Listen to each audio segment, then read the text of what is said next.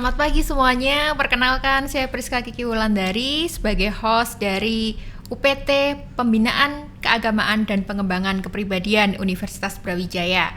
Dalam rangka memperingati Bulan Pancasila, hari ini kita akan membedah satu buku yang berjudul Samin Suro Sentiko, Pelopor Saminisme Khas Jawa Tradisional, yang ditulis oleh Firza Azam Fadila dan kawan-kawan.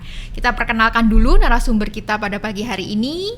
Ada Mas Firza Azam Fadila ini merupakan lulusan S2 Pendidikan Sejarah dari Universitas Negeri Malang, dan saat ini beliau sebagai periset di Perkumpulan Karavan Cendekia yang berpusat di Malang. Beliau sudah menghasilkan satu buku, salah satunya yakni hasil dari penelitian tesisnya, ya.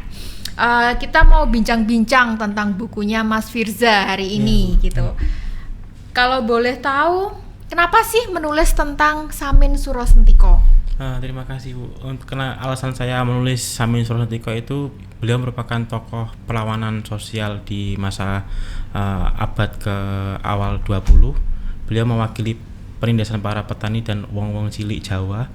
Nah, kemudian terkait dengan historiografi para petani seperti yang disampaikan oleh Romo Sidunata itu sangat termarginalkan di narasi sejarah Indonesia.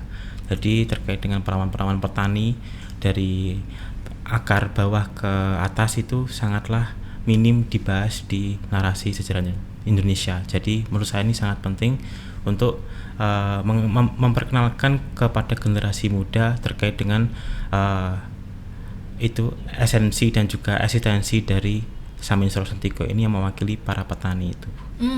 Karena ada perlawanan ya dari para petani, dan beliau salah satu pelopornya, sehingga menarik untuk dikaji, apalagi diabadikan di dalam sebuah buku.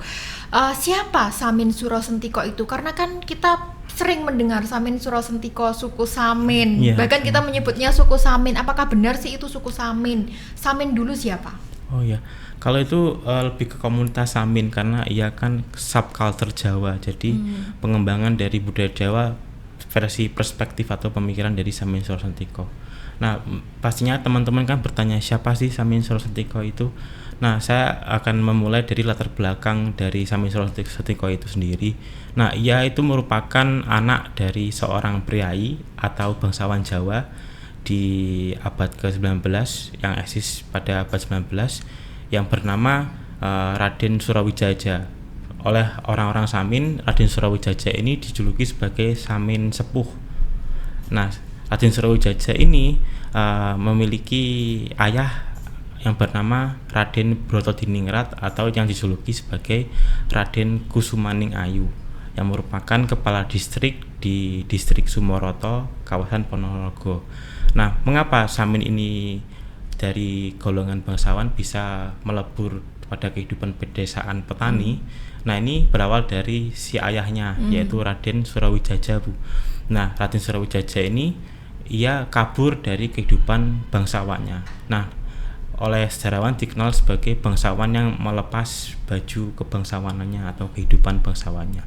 Ia kemudian melarikan diri ke kawasan Blora karena ia melihat bahwa para bangsawan atau prai ini kan mereka pada masa itu lebih dekat kepada orang-orang Eropa yang dimana sering menindas atau merugikan orang-orang rakyat jelata. Jadi dengan kesadaran itu dia menjadi petani, kemudian menghilangkan identitas prainya. Kemudian ketika Samin Suro Sentiko lahir ini di tahun 1859,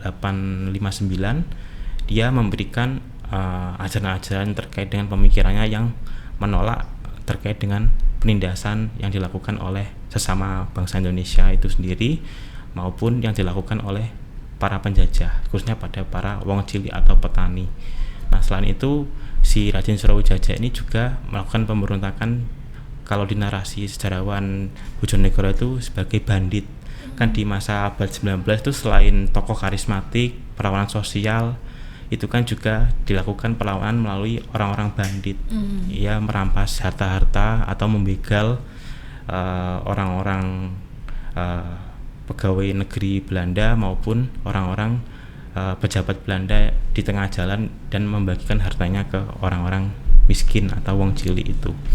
Nah kemudian ketika Samin dewasa ini ia belajar kejawen atau budaya Jawa juga melalui bapaknya itu Raden Surawijaya. Kemudian ia mengembangkan sendiri melalui kesadaran realitasnya dan juga prinsipnya. Mungkin dia memiliki prinsip yang berbeda dengan bapaknya. Bapaknya kan lebih kekerasan karena membandit kan.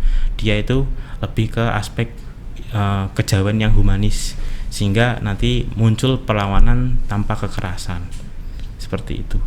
Oh menarik ya, berarti mereka juga mencoba kayak menjadi bandit gitu untuk melawan kekerasan dari Belanda itu. Dan itu juga ini yang menarik juga, bahwa apa yang dilakukan oleh Samin itu dipelajari atau diteladani dari ayahnya ini tadi. Karena kan memang seorang anak tumbuh pasti dia akan meniru dari orang tuanya begitu kan ya, atau yang ada di sekitarnya gitu. Kemudian bagaimana awalnya Samin ini memiliki pemikiran sendiri?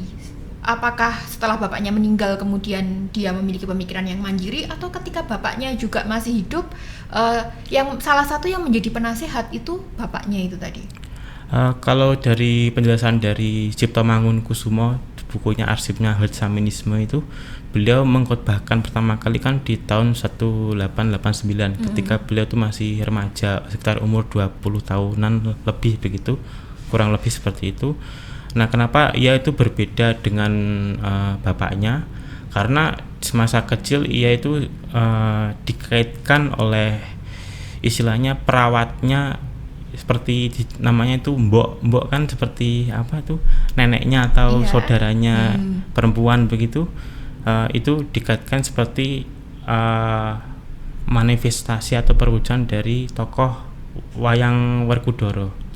Nah, Werkudara ini kan dilambangkan sebagai tokoh yang bijaksana, berwibawa, dan jarang menggunakan kekerasan.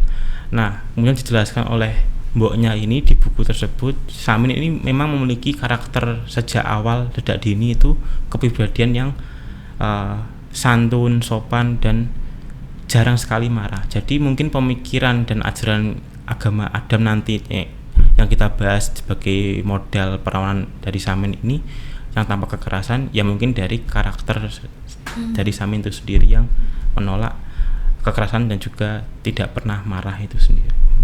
Gitu. Kalau awal mula pemikiran Samin itu seperti apa?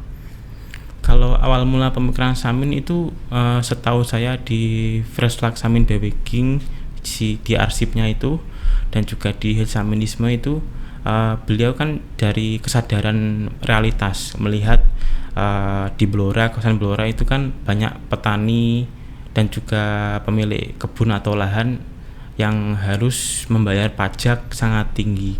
Nah, oleh karena itu fokus utama dari perlawanan Samin ini selain menentang penindasan dan kekerasan, ia lebih pada menentang sistem pajak, yang dimana sistem pajak ini kan sangat berkaitan dengan sistem argo bisnis dari pemerintahan Hindia Belanda dan sangat merugikan para petani dan pemilik lahan. Karena dalam bukunya Pak Sartono itu dijelaskan di pemerintahan petani Banten, sistem pajak ini sangat memiskinkan para petani dan juga pemilik lahan lokal, karena selain mereka membayar pajak tinggi, ketika hasil panennya tidak mencukupi untuk membayar pajak, mereka dipaksa untuk meminjam uang pada lintah darat atau rentenir.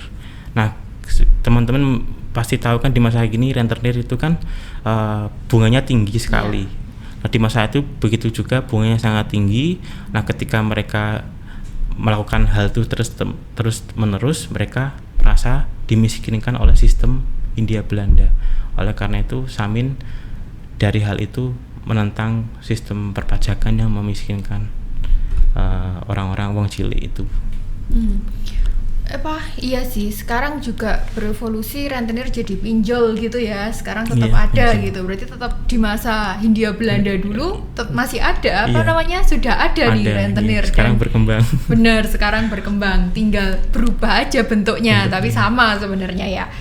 Kemudian kalau tadi Mas Firza kan juga menjelaskan terkait Samin itu menekuni agama Jawa gitu. Padahal pada saat itu kan sudah berkembang Islam dan Iya. banyak orang-orang memeluk Islam. Iya. Kenapa beliau lebih memilih agama Jawa? Nah, ini saya tafsirkan dari bukunya siapa, Suhogi di bawah Lentera Merah, dan juga bukunya Pak Hartono Ratu Adil, yang dimana memang pasca perang Diponegoro yang di tahun 1830-an itu Bu, beliau kan diasingkan, yang dimana beliau itu kan mengaku sebagai Ratu Adil, Ratu Adil Jawa. Nah, pemikiran ini sangat mempengaruhi orang-orang Jawa pada saat itu. Ketika Pangeran Diponegoro ini diasingkan dan pasukannya ini tersebar di berbagai wilayah Jawa, nah ini mereka mengembangkan lagi gerakan perlawanan sosial sesuai dengan polanya Pangeran Diponegoro.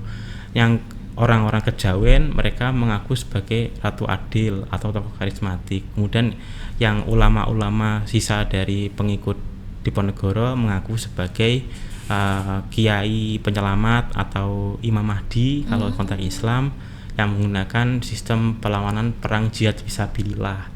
Jadi kan pasca Diponegoro perlawanan lokal-lokal itu kan kalau konteks Islam itu kan ada konsep perang sabil, jihad seperti itu untuk melawan orang kafir yaitu orang Eropa. Kalau yang Jawa itu mereka lebih ke mengarah ke kejawen, yaitu ajaran lama, yaitu ramalan Jayabaya, yang dimana meramalkan di masa depan ini orang Jawa itu mengalami masa kegelapan seperti penjajahan, paceklik, wabah. Itu kemudian nanti akan muncul tokoh karismatik yang disebut Ratu Adil yang bisa menyelamatkan orang-orang Jawa dari masa kelam tersebut, kemudian membentuk ulang kembali tatanan dan mewujudkan zaman keemasan seperti kejayaan di masa lampau. Jadi Samin masuk pada golongan yang lebih ke kejawennya itu. Berarti kalau bisa dilihat pada saat perlawanan Samin itu setelah perang Diponegoro. Iya, pasca Perang Diponegoro. Dan ini kayak sempalan dari orang-orang Kejawennya, kayak membuat perlawanan baru, orang-orang gitu ya. Abangan itu. Kalau ini apa sih perlawanan Samin yang paling besar? Perlawanan Samin Sulastiko melalui gerakan perlawanan sikap atau gerakan dengan sikapnya tanpa kekerasan itu ya dimulai dari ia mengkhotbahkan atau mempropagandakan ajaran dan perlawanannya itu di tahun 1889 di lapangan Bapangan Belora.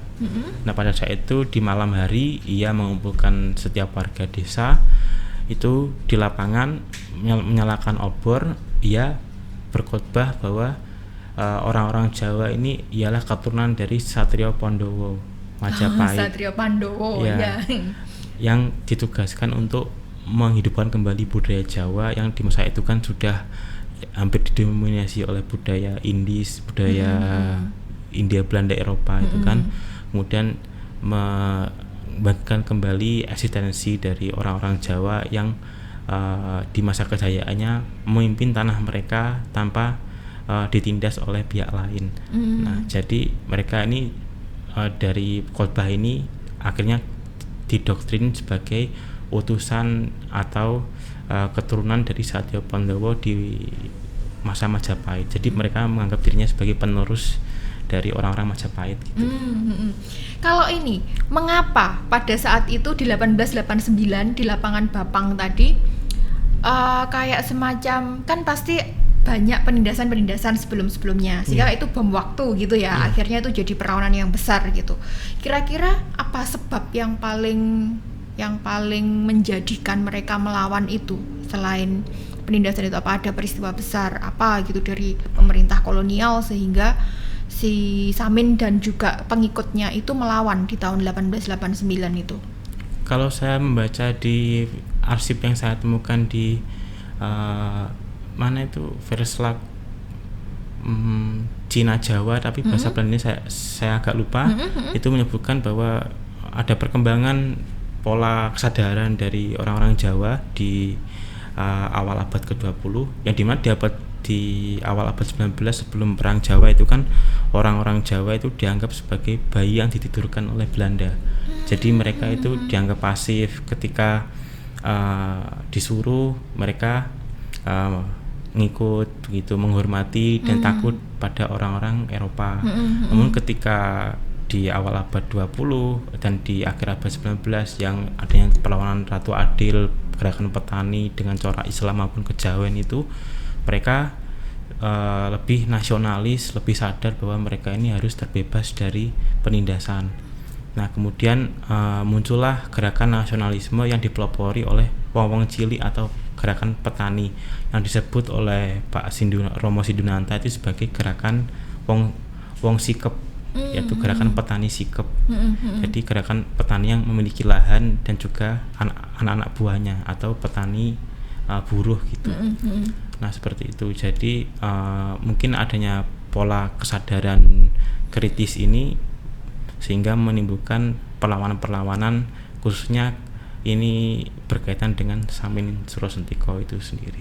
Itu Mas Birta tahu nggak kira-kira untuk wilayahnya yang sejauh ini yang kita tahu kan sampai ke Kendeng itu tadi ada Pati dan seterusnya, itu kalau Bapang tuh masuknya di Tuban atau Bojonegoro? Di Bapangan tuh sepertinya masuk yang di Randu Blatung Blora. Itu.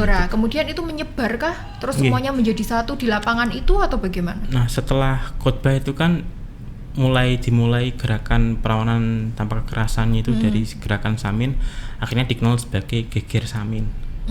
Nah dari tahun 1889 kemudian berkembang 1 tahun di 1890 mohon maaf, itu gerakan Samin, yaitu Saminis pengikutnya namanya, itu tersebar di kawasan Bojonegoro, Cepu, kemudian di Bloranya pusat, kemudian di Rembang, Kudus, hingga ke Semarang. Jauh ya ininya, jangkauannya. Iya.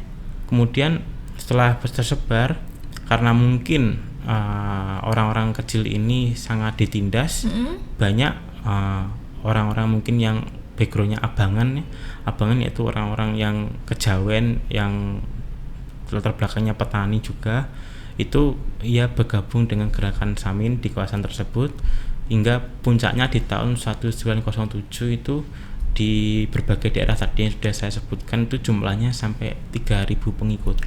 Banyak juga ya. Nah, ketika puncaknya itu, nah inilah disebut sebagai peristiwa Geger Samin puncak di tahun 1907. Nah awalnya gerakan perlawanan ini cuma dianggap sepele oleh Hindia Belanda, kan tidak menggunakan perlawanan, hanya mogok kerja. Kemudian ketika disuruh mengambil batu untuk bakti sosial membuat jalan, mereka mengikuti, tapi mereka mengambil batunya batu kerikil, jadi disebut sebagai orang-orang nyeleneh gitu. Jadi sikap yang aneh, melakukan perlawanan dengan sikapnya, kemudian menolak membayar pajak. Jadi kan bukan kasus kriminal atau pemberontakan yang melibatkan senjata dan membunuh orang seperti yang di kawasan-kawasan lainnya. Nah oleh karena itu kata Pak Sartono di buku Ratu Adil itu, Samin termasuk gerakan mesianik yang tergolong tidak agresif. Yang lainnya itu lebih agresif. Jadi lebih soft gitu ya caranya. Awalnya tidak dianggap penting, namun ketika pengikutnya semakin bertambah di kawasan Bojonegoro, kemudian Cepu dan Randu Blatung dan Kudus itu, mereka menolak bayar pajak dengan serentak, mogok kerja. Itu kan sangat berpengaruh pada pendapatan Belanda dan sistem ekonominya, sehingga hal ini Belanda di pemerintahnya mulai menganggap serius dan mulai was-was ketika Samin ini eksis memimpin gerakan ini. Akhirnya di tahun 1997, sepertinya di bulan Mei kalau tidak salah, di flashback itu dijelaskan Samin diundang oleh asisten Wedono Randu Blatung, yaitu yang sekarang setara dengan Pak Camat Randu Blatung.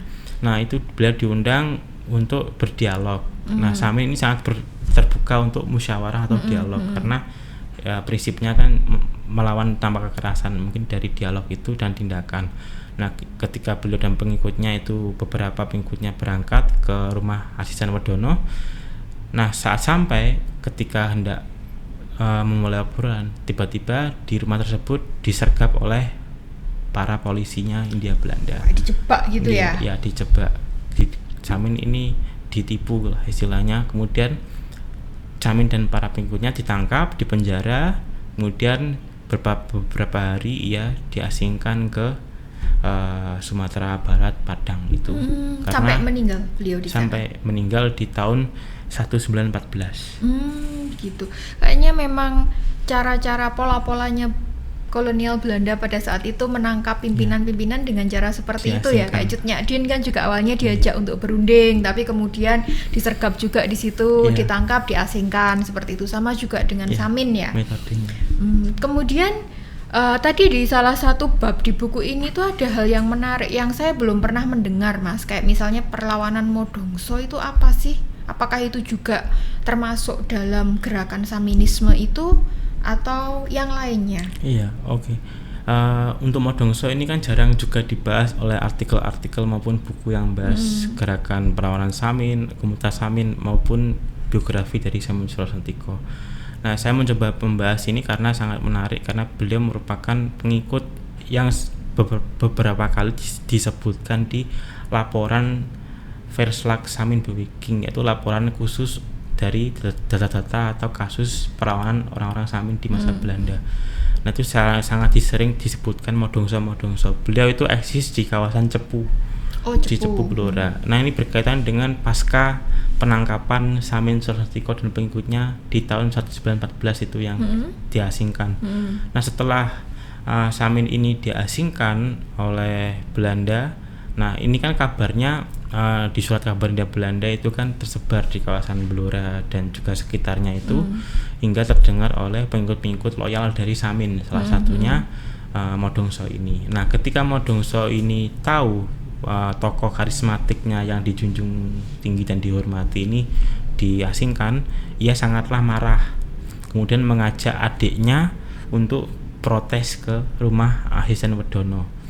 Nah, pada awalnya ia tidak menggunakan senjata apapun, hanya mengaku sebagai titisan dari Gathotkaca. Nah, ini kan polanya sama seperti Samin, kan dianggap sebagai perwujudan Werkudara. Nah, ketika Modongso melawan ini, dia melegitimasi atau mengakui dirinya sebagai titisan Gathotkaca yang akan meluluh lantakan tanah Cepu itu, karena marah pemimpinnya ditangkap. Nah, ketika dia mengamuk di jalan itu ketemu dengan polisi Hindia Belanda yang menggunakan kuda. Nah, waktu itu ia hendak ditangkap, namun ia memberontak, kemudian merampas kerisnya dari polisi itu. Nah, ketika berhasil merampas, dia lolos, kemudian menuju ke rumah dari Ahisen Wedono dengan mengacungkan kerisnya itu kepada Ahisen Wedono karena memprotes Samin ini ditipu oleh sesama bangsanya sendiri yang bekerja sama dengan orang asing. Oleh karena itu, orang-orang Samin kan sangat membenci orang-orang yang berkolaborasi dengan orang Belanda pada saat itu yang dianggap pengkhianat gitu.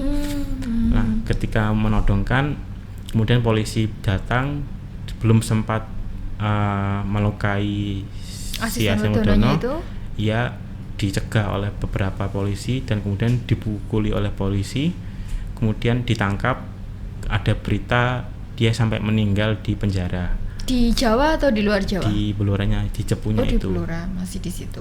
Nah, hal ini kan menandakan adanya perubahan pola dan juga identitas budaya dari Samin kan, kelompok Saminis yang awalnya ketika ada tokoh karismatiknya ini, beliau mampu memobilisasi dan mengontrol agar pelawannya dan pengikutnya ini tidak ke arah kekerasan, tetap pada ajaran agama Adam yang menganggap manusia itu sama, setara, dan tidak boleh saling menyakiti.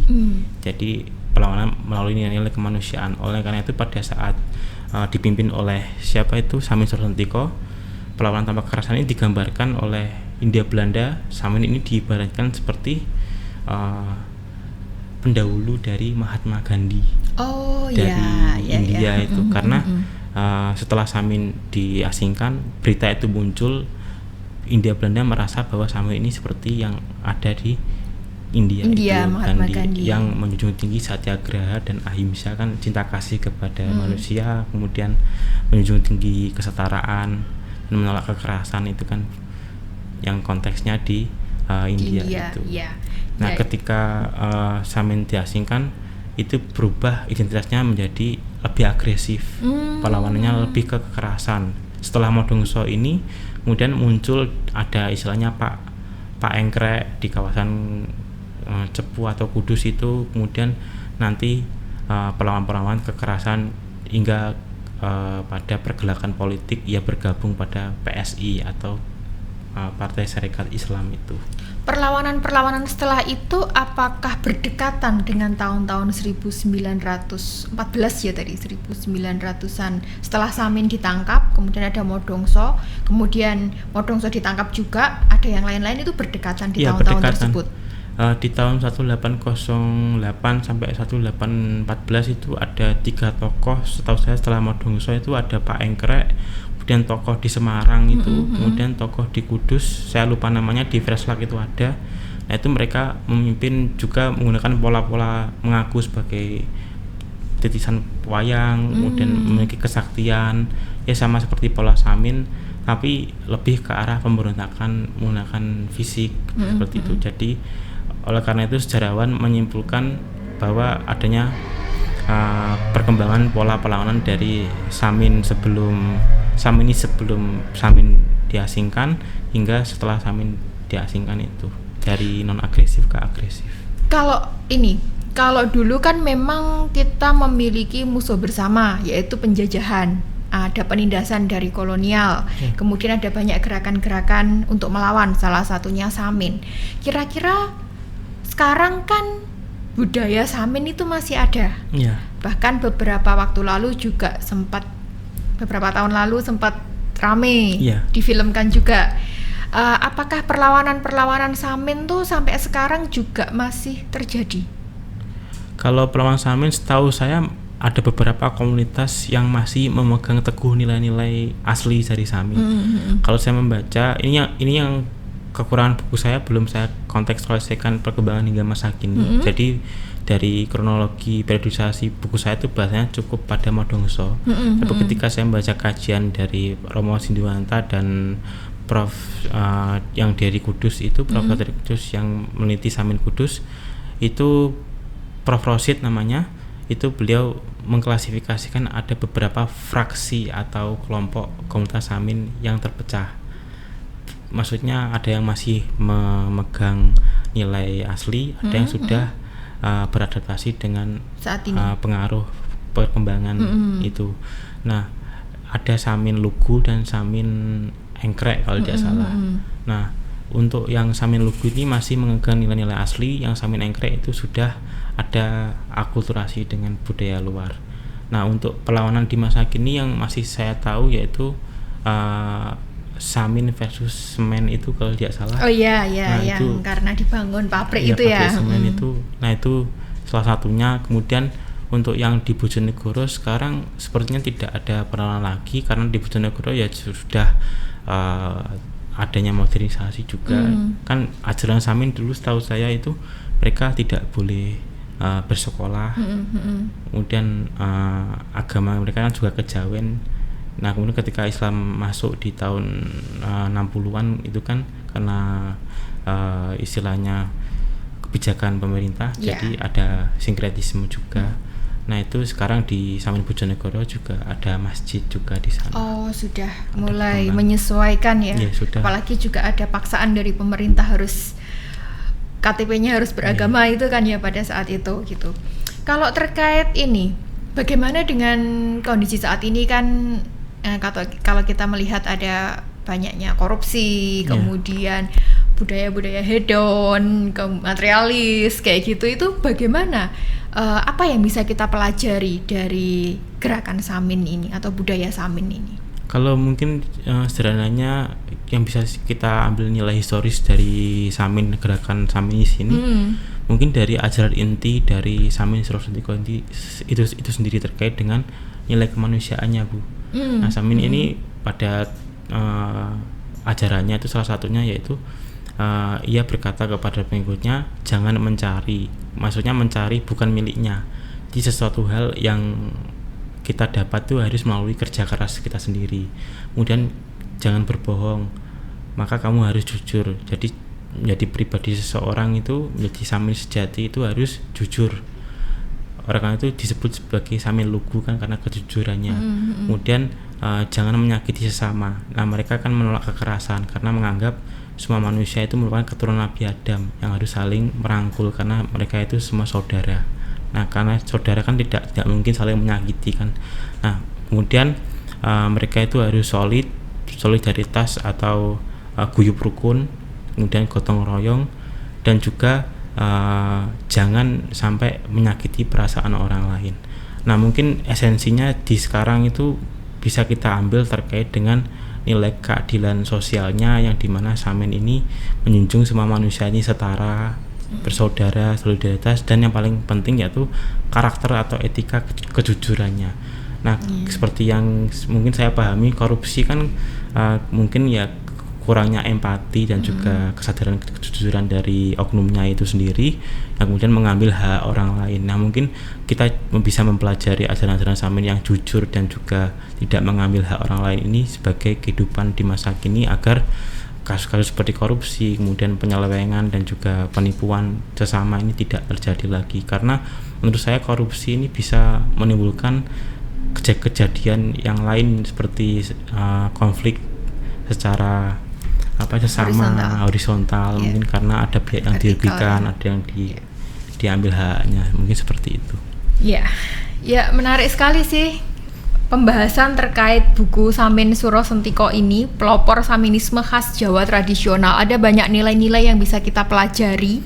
Salah satunya yang kejujuran tadi yang saat ini memang langka ya, kejujuran, kemudian tidak menipu. Sekarang juga banyak penipuan-penipuan beralih media-media yang digunakan seperti itu, kemudian tidak mencuri, sederhana, mempertahankan budaya-budaya lokal. Itu sesuatu hal yang bisa kita pelajari dari si Samin ini. Bagi teman-teman yang berminat untuk membaca buku ini, bukunya bisa dicari di Suluah Kato Publisher, ada Instagramnya, nanti teman-teman bisa pesen di Suluah Kato Publisher. Terima kasih Mas Firza untuk asupan materinya yang menarik pada pagi hari ini.